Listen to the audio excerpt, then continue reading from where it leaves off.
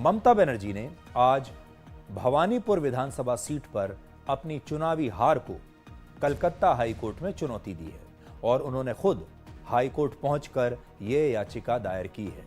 4 मई को पश्चिम बंगाल विधानसभा चुनाव के नतीजे आए थे, आपको याद है, और भवानीपुर सीट पर बीजेपी के नेता और अब पश्चिम बंगाल के मुख्यमंत्री शुभेंदु अधिकारी ने ममता बनर्जी को 15,000 वोटों से इसी भवानीपुर सीट से हराया था।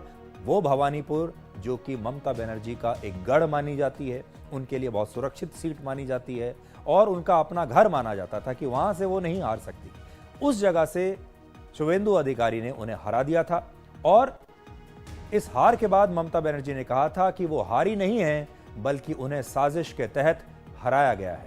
और आज भी ममता बनर्जी हाई कोर्ट में जाकर यही कह रही हैं कि वो हारी नहीं है बल्कि उन्हें जबरदस्ती हराया गया है और वो इस हार को चुनौती दे रही हैं। वो आज भी ये कहती हैं कि उन्हें तो पूरे सिस्टम ने मिलकर हरा दिया और अब वो इस चुनावी हार को लेकर हाई कोर्ट तक पहुंच गई है। हाई कोर्ट में अपनी याचिका में ममता बनर्जी ने आरोप लगाया है कि भवानीपुर में चुनाव की प्रक्रिया, मतगणना और चुनाव अधिकारियों की भूमिका निष्पक्ष नहीं थी और इन सब ने मिलकर उन्हें हरा दिया। वैसे तो भवानीपुर को ममता बनर्जी का सबसे मजबूत राजनीतिक गढ़ माना जाता था, क्योंकि ममता बनर्जी पहले यहां वर्ष 2011 में जीती, फिर अगला चुनाव 2016 में जीता, फिर 2021 में भी इसी सीट से उन्होंने चुनाव जीता। यानी इस सीट ने और यहां के लोगों ने उन्हें कभी धोखा नहीं दिया। वर्ष 2021 में नंदीग्राम से हारने के बाद भी वो भवानीपुर से उपचुनाव जीतकर पश्चिम बंगाल की मुख्यमंत्री बन गई थी। इसलिए भवानीपुर को उनकी सबसे सुरक्षित सीट माना जाता था और उन्हें पूरा यकीन था कि भवानीपुर के वोटर्स उन्हें कभी धोखा नहीं देंगे। लेकिन इस बार वो भी ममता बनर्जी का साथ छोड़कर चले गए। अब ममता बनर्जी इस पूरे मामले का निपटारा, इस चुनावी हार को वो अदालत में लेकर गई हैं और वो ये चाहती हैं कि चुनाव में जो उनकी हार हुई है, अब इसका फैसला अदालत में होना चाहिए। ये फैसला तो जनता की अदालत में होता है और जनता ने अपनी अदालत में फैसला दे दिया कि उन्हें ममता बनर्जी नहीं चाहिए। अब ममता बनर्जी अदालत में चली गई। पश्चिम बंगाल में चुनाव नतीजों के बाद भवानीपुर को लेकर चुनाव आयोग ने भी कुछ आंकड़े जारी किए थे जो आज आपको देखने चाहिए कि भवानीपुर में ममता बनर्जी की परफॉर्मेंस कैसी थी।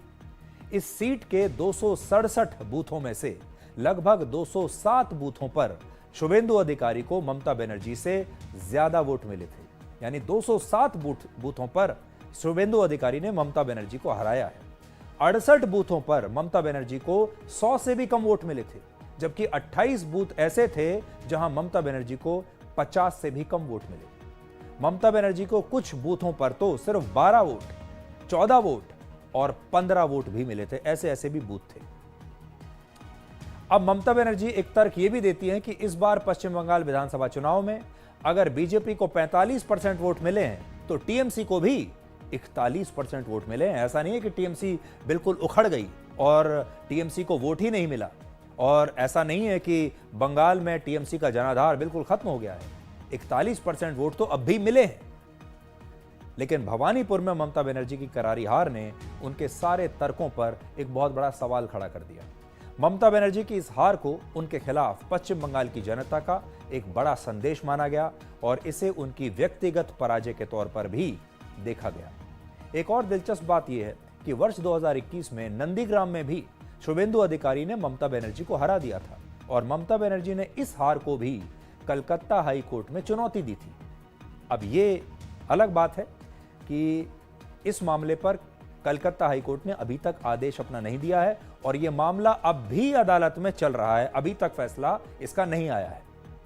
ऐसा लगता है कि ममता बनर्जी शायद ये जानती हैं कि भवानीपुर का चुनाव परिणाम अब बदला नहीं जा सकता, लेकिन हाई कोर्ट में इस राजनीतिक लड़ाई के जरिए शायद वो टीएमसी के कार्यकर्ताओं का मनोबल बढ़ाना चाहती हैं, देश भर के लोगों को ये संदेश देना चाहती हैं कि वो अब भी सबसे लोकप्रिय नेता हैं पश्चिम बंगाल की और उनके खिलाफ एक बहुत बड़ी साजिश हुई है। असल में ममता बनर्जी इस समय कांग्रेस के बड़े बड़े नेताओं के संपर्क में है। वो राहुल गांधी के संपर्क में है, सोनिया गांधी के संपर्क में है और कांग्रेस और राहुल गांधी का सबसे बड़ा मुद्दा वोट चोरी का रहा है। वो जब भी हारते हैं तो यही कहते हैं कि वोट चोरी हो गया, उन्हें जबरदस्ती हरा दिया गया, उनके वोट चोरी कर लिए गए। और जहां वो जीतते हैं वहां वो वोट चोरी की कभी बात नहीं करते। अब केरल में जीत गए, वहां वो ये नहीं कह रहे कि यहां वोट चोरी हुई, बाकी जगह कह रहे हैं। तो हो सकता है उसी से प्रभावित होकर अब ममता बनर्जी भी उसी मुद्दे को आगे लेकर जाना चाहती हैं और वो बताना चाहती हैं कि उनकी भी वोट चोरी हो गई, वरना वो जीतने वाली थी।